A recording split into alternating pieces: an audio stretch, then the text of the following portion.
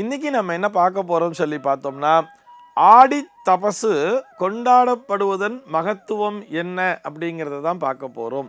இந்த ஆடி தபசு அப்படின்னு சொன்ன உடனேயே நமக்கு அந்த சங்கரன் கோவில், அந்த சங்கர நாராயண சுவாமியையும் அந்த கோமதி அம்மனும் நமக்கு ஞாபகத்துக்கு வந்துவிடும். அங்கேதான் இந்த ஆடி தபசு என்கின்ற திருவிழாவானது வெகு சிறப்பான முறையிலே நடைபெறும். இன்னும் ஒரு சில ஊர்களில் கூட, அதாவது சென்னையை எடுத்த மாங்காடு, அப்புறம் பக்கத்தில் ஒரு சங்கரநாராயணன் கோயில், இந்த மாதிரி கோவில் எல்லாமே இந்த ஆடி தபசு அப்படிங்கிறத பிரமாதமாக பண்ணுவா. இது என்ன சார் இந்த ஆடி தபசு, இதுக்கு பின்னாடி இருக்கக்கூடிய மகத்துவம் என்ன அப்படின்னு சொல்லி பார்த்தோம்னா, இதை நம்ம இரண்டு விதமாக பார்க்கலாம். அதாவது ஜோதிடவியல் ரீதியாகவும் பார்க்கலாம், புராணோக்த ரீதியாகவும் பார்க்கலாம்.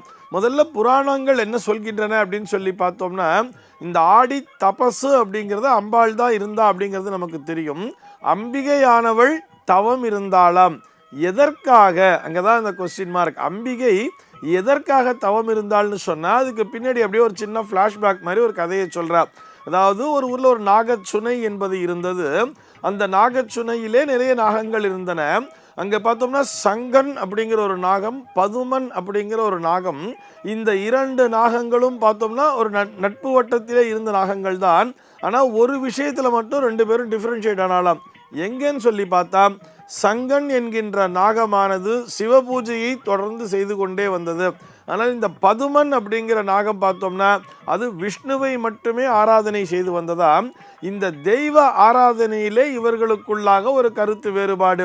இந்த சங்கன் அப்படிங்கிற நாகம் என்ன சொல்றதுன்னு பார்த்தோம்னா, சிவம்தான் இந்த உலகத்திலே பெரியது அப்படின்னு சொல்றது.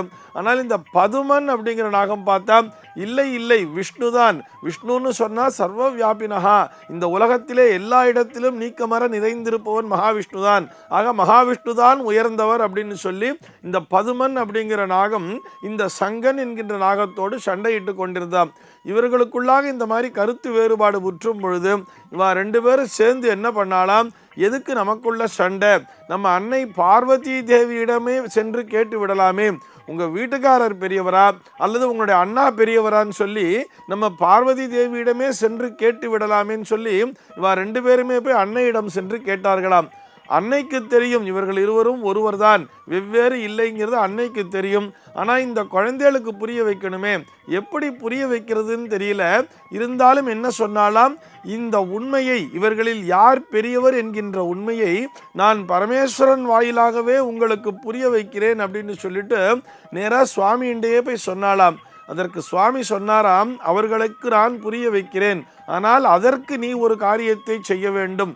குழந்தைகளுக்கு புரியணும்னு சொன்னால் அம்பாள் தானே அதுக்காக கஷ்டப்படணும். இப்போ நம்மாத்திலே ஒரு விஷயம் எடுத்துக்கோங்களேன், நம்ம குழந்தைகளுக்கு ஏதோ ஒரு விஷயம் புரியல, அதுக்காக அம்மா போய் அப்பாண்ட ஒரு ரெக்கமெண்டேஷனுக்காக போகும் பொழுது அம்மா அதற்காக கஷ்டப்படுவா இல்லையா, அம்மா அதற்கான முயற்சியில் ஈடுபடணும் இல்லையா. அதுபோல் பரமேஸ்வரன் சொன்னவுடன் நீ அதற்காக தவம் இயற்ற வேண்டும் அப்படின்னு சொன்னாராம். எங்கே போய் தவம் பண்ணுறதுன்னு கேட்கும் பொழுது, அந்த கொல்லிமலை சாரலுக்கு அடியிலே பார்த்தோம்னா புன்னை வனங்கள், அதாவது இந்த புன்னை மரம் நிறைந்த ஒரு புன்னை வனம் அப்படிங்கிறது இருக்கு, அங்கே போய் நீ தவம் இயற்றுவாயாக அப்படின்னு சொன்னாராம். சரின்னு சொல்லிட்டு அந்த புன்னை மரங்கள் நிறைந்த அந்த வனத்திற்குள்ளே அம்பிகை சென்று தவம் ஏற்றினாலாம். அப்படி அம்பிகை அங்கே செல்லும் பொழுது அந்த தேவலோக மாந்தர்கள் அனைவரும், அவர்களுக்கு ஒரு ஆவல்ங்கிறது இருக்கும் இல்லையா, இந்த உண்மையை நாமும் தெரிந்து கொள்ள வேண்டும் என்பதற்காக இந்த தேவலோக மாந்தர்கள் அனைவரும் ஒன்றாக இணைந்து எப்படி போனான்னு சொல்லி பார்த்தோம்னா, ஒரு பசுமாட்டு கூட்டமாக சென்றார்களாம் தேவலோக மாந்தர்கள். இவர்கள் எல்லோரும் அந்த பசுமாடு போல அங்கே சென்று அவர்களும் தவம் இயற்றினார்களாம் அம்பிகையோடு சேர்ந்து.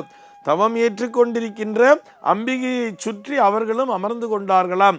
அதனால தான் பார்த்தோம்னா கோமதி அம்மன்னே பேர் தெரியுமா அம்பாளுக்கு. ஏன்னா கோன்னு சொன்னால் பசுன்னு தெரியும். அந்த பசுக்களினுடைய கூட்டத்திற்கு இடையே மதிபோல் ஒளி வீசிக்கொண்டு அம்பிகையானவள் தவம் இயற்றினாளாம். அதுவும் எப்படி தெரியுமா, அங்கே ஒரு ஊசி முனையிலே ஒற்றை காலிலே நின்று கொண்டு தவம் இயற்றினாளாம் அம்பிகை.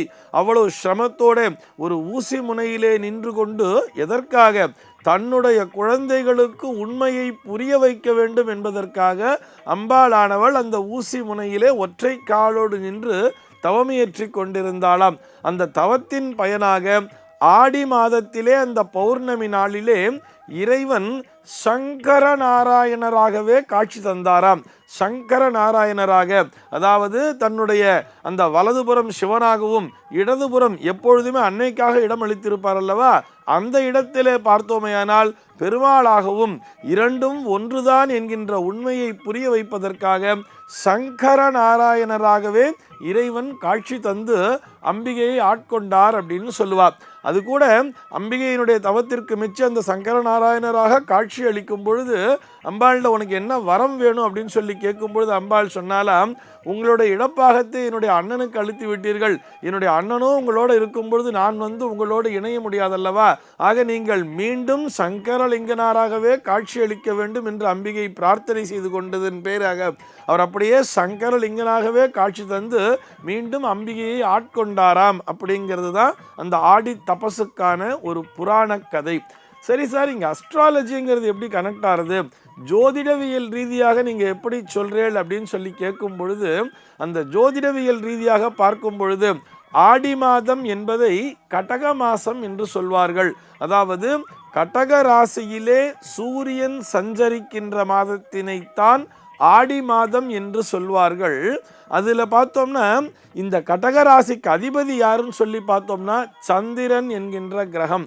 அந்த சந்திரன் தான் அந்த கடகராசியை தன்னுடைய சொந்த ராசியாக கொண்டவர்.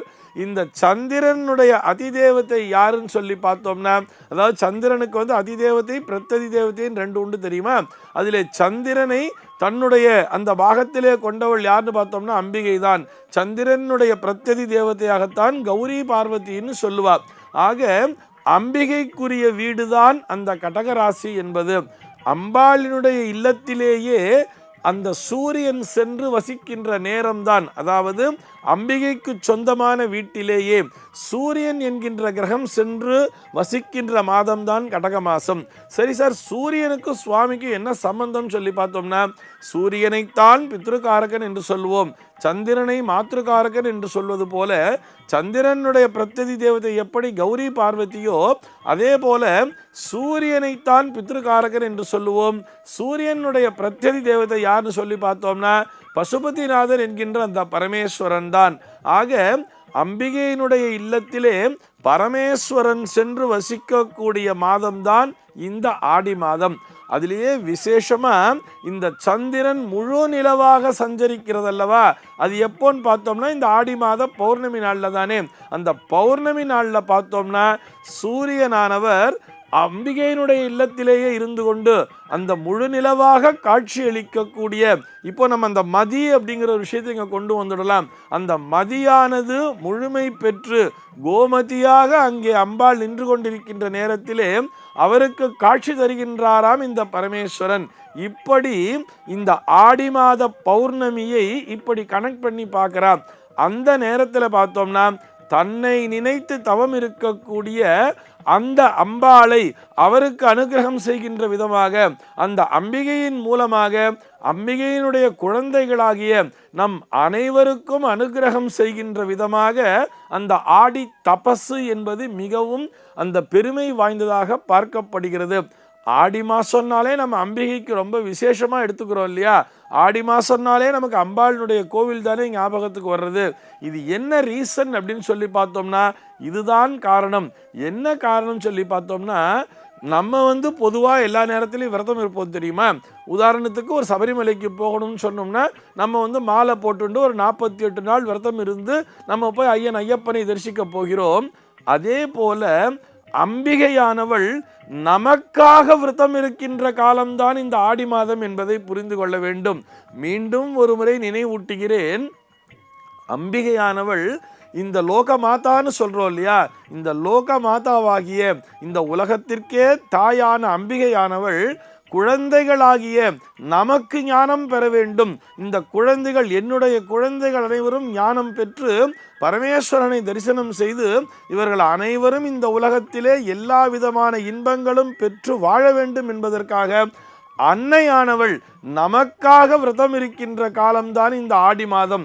நமக்காக விரதம் மட்டுமல்ல, நமக்காக தபஸ் இயற்றுகிறாள். தவம் இயற்றுகிறாள். எப்படி? இந்த ஊசி முனையிலே ஒற்றை காலோடு நின்று கொண்டு அவள் தவம் செய்து நமக்கு அருளை பெற்று தருகிறாள் என்பதுதான் இந்த ஆடி தபசினுடைய மகத்துவம். சர்வே ஜனாஹ சுகினோ பவந்து.